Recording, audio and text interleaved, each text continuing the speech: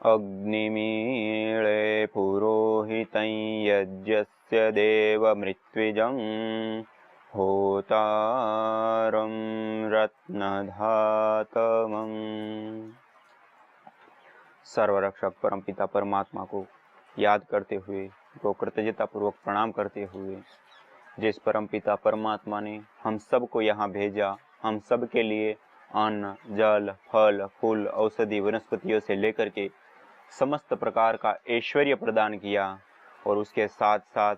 हम सब के कल्याण के लिए, हम सब के उत्थान के लिए, हमारे जीवन की पूर्णता के लिए सबसे आवश्यक जो वस्तु हैं वह ज्ञान, वेद के माध्यम से उस ज्ञान को हमें प्रदान किया। उस परमपिता परमात्मा को कृतज्ञता पूर्वक प्रणाम करते हुए और उस परमपिता परमात्मा की यह जो दिव्य वाणी वेद हैं, उस वाणी का हम स्तवन कर रहे थे। तो आइए इसी क्रम में उस परमपिता परमात्मा के द्वारा प्रदत्त इस दिव्य वाणी का आगे स्तवन करते हैं, स्वाध्याय करते हैं, जिसमें परमपिता परमात्मा ने जो वेदों के माध्यम से हमको विभिन्न प्रकार के कर्मों का कथन बताया, विभिन्न प्रकार के कर्मों का विधान बताते हैं कि क्या करना चाहिए, क्या नहीं करना चाहिए इत्यादि।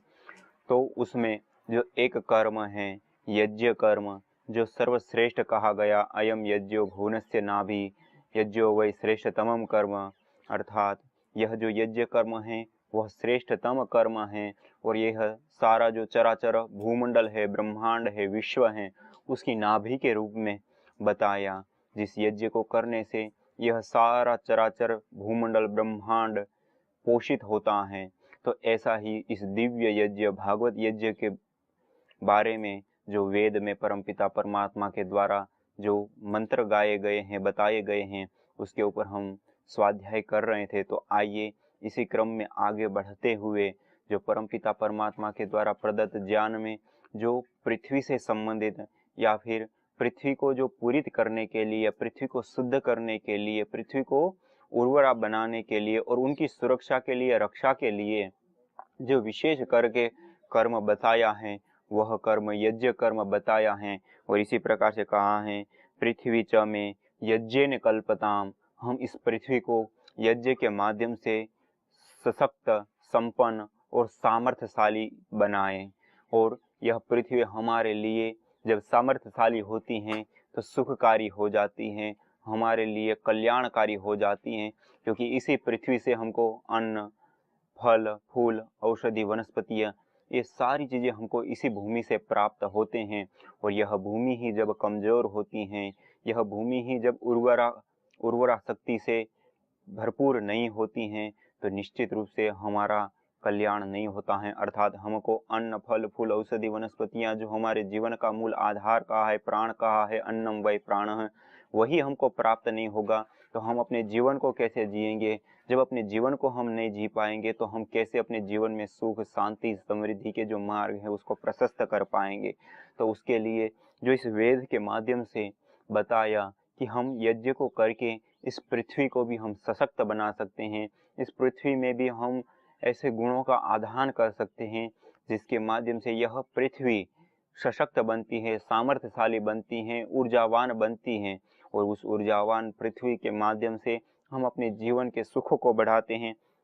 इसी प्रकार से आगे भी मंत्रों में बताया है कृषिश्च में यज्ञेन कल्पताम, अर्थात हम जिस कृषि को करते हैं, जिस कृषि व्यवस्था में हम अपने जीवन को व्यतीत करते हैं, अर्थात जिस कृषि व्यवस्था के माध्यम से हम अपने जीवन में विभिन्न प्रकार के जो अन्न, फल, फूल, औषधि, वनस्पति, ये सारी जो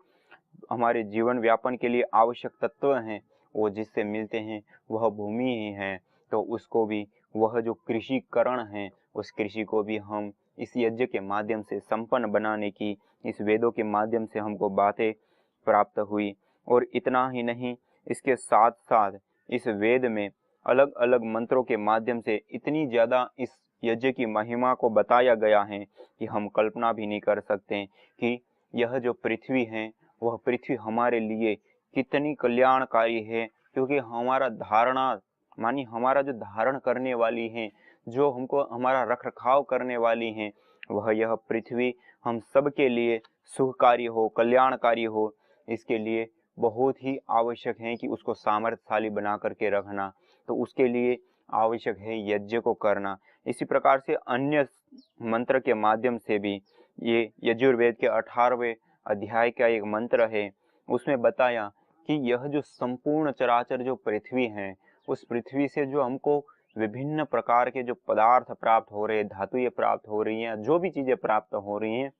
उन सबको हम सामर्थ्यशाली बनाएं। इसके लिए बताया है कि अस्मा च मे, मृतिका च मे, गिरयश्च मे, पर्वताश्च मे, सिकताश्च मे, वनस्पतयश्च मे, हिरण्यम च मे, अयश्च मे, लोहम च मे, शिशम च मे, त्रपुम च मे, यज्ञेन कल्पताम। अर्थात इन सारी चीजों को हम यज्ञ के द्वारा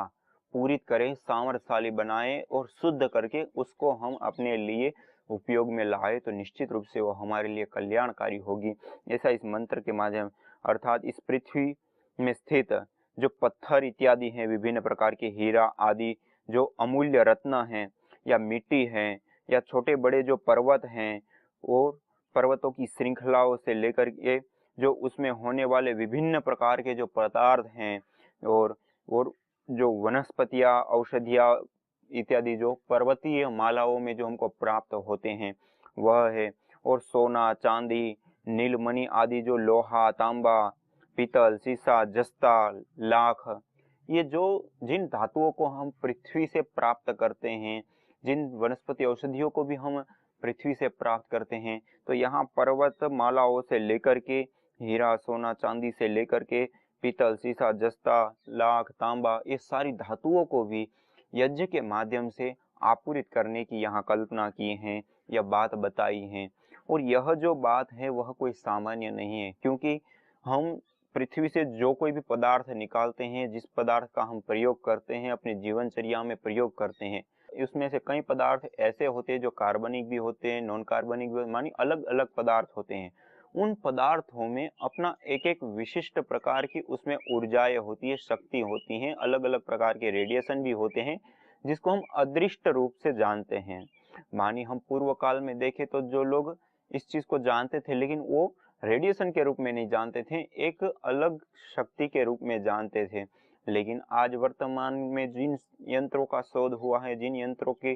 परिप्रेक्ष्य में हम देखते हैं, तो वहां पे ये विभिन्न प्रकार के पदार्थ जो होते हैं वो विभिन्न प्रकार की रेडिएशन को भी छोड़ते हैं, और उसके जो एक एक विशेष प्रभाव होते हैं, वह प्रभाव हमारे शरीर के ऊपर, हमारे मन के ऊपर, इस धरती के ऊपर, इस ब्रह्मांड के ऊपर, इन सब के ऊपर भी पड़ते हैं। तो यह जो प्रभाव पड़ते हैं, वह प्रभाव इन पदार्थों के माध्यम से पड़ते हैं। तो हम जब इन पदार्थों का प्रयोग करें, उससे पहले उनकी निवृत्ति करें, अर्थात उसका शुद्धिकरण करें। जैसे हम साग, सब्जी, फल इत्यादि बाजार से लाते हैं, तो पहले हम उसका धोते हैं अच्छी प्रकार से, उसके बाद उसको भोजन में प्रयुक्त करते हैं। जस्ट उसी प्रकार से इस पृथ्वी से निकाले गए जो भी मैटर है, जो हम प्रयोग में लाते हैं, जो धातु इत्यादि हैं, जो भी, उनको हम पहले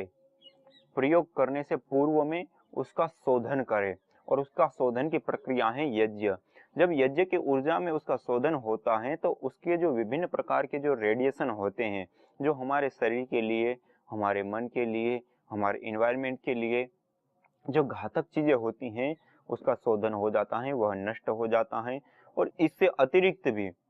इसमें किसी भी प्रकार का कुछ भी नेगेटिव शक्ति है, कोई भी नेगेटिव उसमें थॉट्स है, कोई भी नेगेटिव उसमें जो भी हमारे लिए हानिकारक चीजें हैं, उसका शोधन हो जाता है, और हमारे लिए वो पदार्थ कल्याणकारी हो जाता है। इसके लिए यहाँ पे इस मंत्र के माध्यम से कहा गया कि हम इन सारे पदार्थों का शोधन करने के बाद प्रयोग में लाए। जब हम इसका शोधन नहीं करते हैं और वैसे ही प्रयोग में लाएंगे, तो निश्चित रूप से हमारे लिए उतना कल्याणकारी नहीं होगा। क्यों? क्योंकि उसमें जो ये विभिन्न प्रकार के रेडिएशन हैं, इससे अतिरिक्त भी और भी चीजें हो सकती हैं, लेकिन हमने जो चीजें देखी, जो पाई, वो होता है मुख्य रूप से एक तो रेडिएशन, दूसरा कीटाणु, बैक्टीरिया, वायरस, फंगस, ये चीजें भी हो सकती हैं या होती भी हैं। लेकिन खास करके वह पदार्थ को हम धो दे पानी के माध्यम से, तब भी वो अन्य चीजें उससे हट सकती हैं, लेकिन यह जो रेडिएशन है वो नहीं हट सकता। लेकिन यज्ञ की ऊर्जा एक ऐसी ऊर्जा है, जिस ऊर्जा में जिस पदार्थ को हम शोधित करते हैं, तो वह पदार्थ अपने जो रेडिएशन तत्व को छोड़ता है, उसको भी वो छोड़ देता है, मानी उससे छूट जाता है, और वो परिशोधन से युक्त हो जाता है। इसलिए हमारे इतिहास में पूर्व काल में जब इन चीज़ों का प्रयोग किया जाता है तो पहले अग्नि के संपर्क में लाया जाता है और इस प्रक्रिया के माध्यम से उसका शोधन किया जाता है और शोधन करने के बाद फिर उसको अपने जीवन में प्रयुक्त किया जाता था। और इस प्रकार से जब हम प्रयुक्त करते हैं तो हमारे लिए भी कल्याणकारी होता है और हमारे आसपास में जो प्रकृति है उसके लिए भी वो कल्याणकारी सुखद और अच्छा हो जाता है। अन्यथा उसका जो दुष्प्रभाव है वह दुष्प्रभाव हमारे तन के ऊपर, हमारे मन के ऊपर इत्यादि रहते हैं। आपने देखा होगा अभी वर्तमान में ही जो कई सारे लोग हैं जो ज्योतिष शास्त्र इत्यादि के ऊपर अपनी चर्चा करते हैं, उसके ऊपर अपने ज्ञान विज्ञान को बांटते हैं, तो वो एक छोटे छोटे पत्थर के जो टुकड़े होते हैं उनकी अंगूठी बना करके पहनने के लिए बोल देते हैं, विटी बना करके पहनने के लिए बोलते हैं कि इस विटी को पहन लो तो आपको इस ग्रह से वो हो जाएगा, इस अंगूठी को पहन लो तो ऐसा हो जाएगा। उसमें वास्तव में कोई दूसरा कुछ नहीं होता है, अभी तो हमारे ही आसपास में या हमारे ही इस शरीर के चारों ओर जो हमारा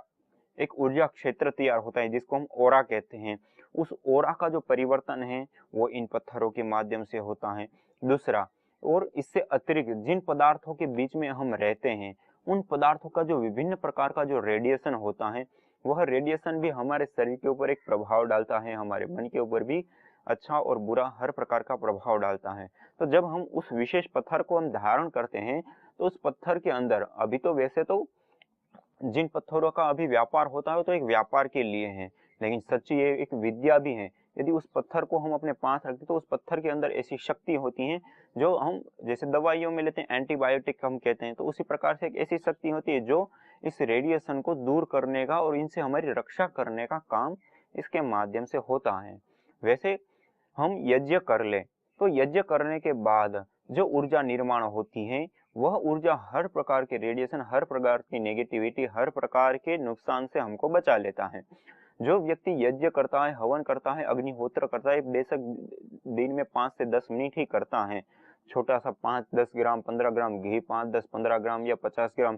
सामग्री या इसी प्रकार से कोई थोड़ी बहुत समिधा लेकर के या गाय के गोबर के कंडे लेकर के ही वो यज्ञ करता है। लेकिन हर रोज यज्ञ करता है तो उसके जीवन में या उसके शरीर के ऊपर या उसके परिवार में या उसके घर में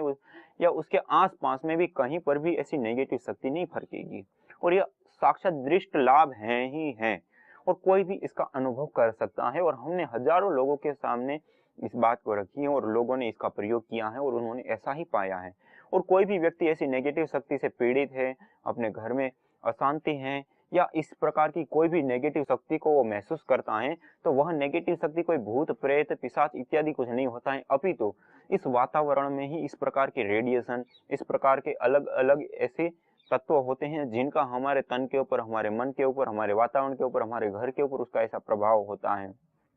और उन प्रभाव को दूर करने के लिए इन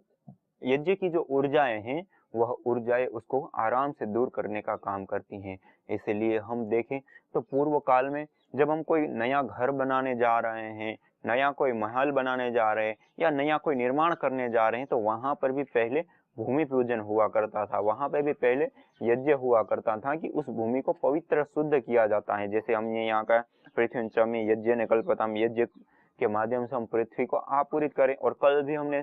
जो देखा था उसमें भी बताया कि जो हम यज्ञ जिस स्थान पे करते हैं वह स्थान हम सब लोगों के लिए कल्याणकारी, भद्र, सुखकारी और हम सब के लिए हितकर हो जाता है वह स्थान। तो वह जगह पे हम यज्ञ करके उस जगह की जो नेगेटिविटी, जो नेगेटिव शक्ति थी उसको हम खत्म करते हैं, दूर करते हैं और उसके बाद वहां पे हम मकान इत्यादि का निर्माण करते हैं। और फिर वहां पे मकान का निर्माण होने के बाद भी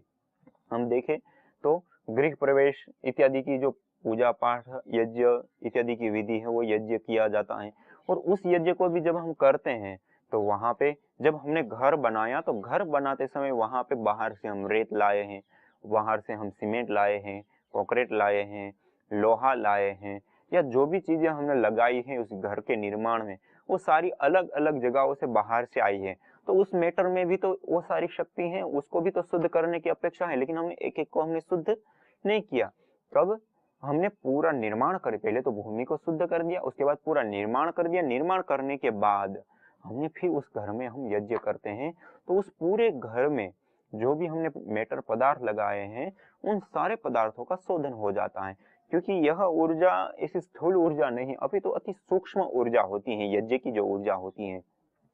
और वह ऊर्जा इतनी सूक्ष्म होती है कि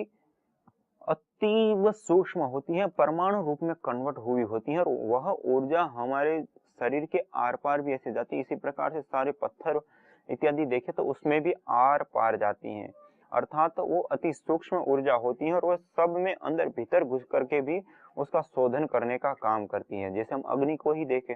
अग्नि को आप देखिए, जो अग्नि है वह अति सूक्ष्म पदार्थ माना गया है। अग्नि इतनी सूक्ष्म होती है कि कितने भी बड़ा मैटर हो, कितना भी ज्यादा मैटर हो, उससे भी आर पार चली जाती हैं। हम लोहे की ही 1 मीटर की चौड़ी और मजबूत दीवार बना दे, सीमेंट कंक्रीट की ऐसी दीवार बना दे और उसकी एक साइड में तेज अग्नि को हम जलाते रहे, तो एक समय ऐसा आएगा कि इतनी बड़ी दीवार के भी आर पार वह अग्नि उससे आर पार, मानी उस लोहे के अणु अणु में, परमाणु परमाणु में वह अग्नि घुस जाती है, उस परमाणु के अंदर प्रवेश पा जाती है। और पत्थर रख दो तो पत्थर के भी भीतर घुस जाती है वह अग्नि, पत्थर के भी आर पार चले जाए, कितना भी बड़ा पत्थर भी रख दो। तो वह जो शक्ति है, वह जो सूक्ष्मता की शक्ति है, वह अग्नि में है, और वह अग्नि इतनी सूक्ष्म है। और उस अग्नि में जब हम घृत और सामग्री डालते हैं तो वह घृत, वह हवन सामग्री, जो जड़ी बूटी औषधि वनस्पतियां थी, वो भी इतनी ही सूक्ष्म रूप में कन्वर्ट हो जाती हैं और वह अदृष्ट ऊर्जा में कन्वर्ट हो जाती है, परिणित हो जाती है। और वह जो ऊर्जा है, वह ऊर्जा भी जिस किसी पदार्थ के साथ अपना संसर्ग करती है, टकराती हैं, उस पदार्थ में भी वो घुस जाती हैं, आर पार जाती हैं, उस पदार्थ का भी शोधन करती हैं। और उस पदार्थ में रहने वाले जो रेडिएशन हैं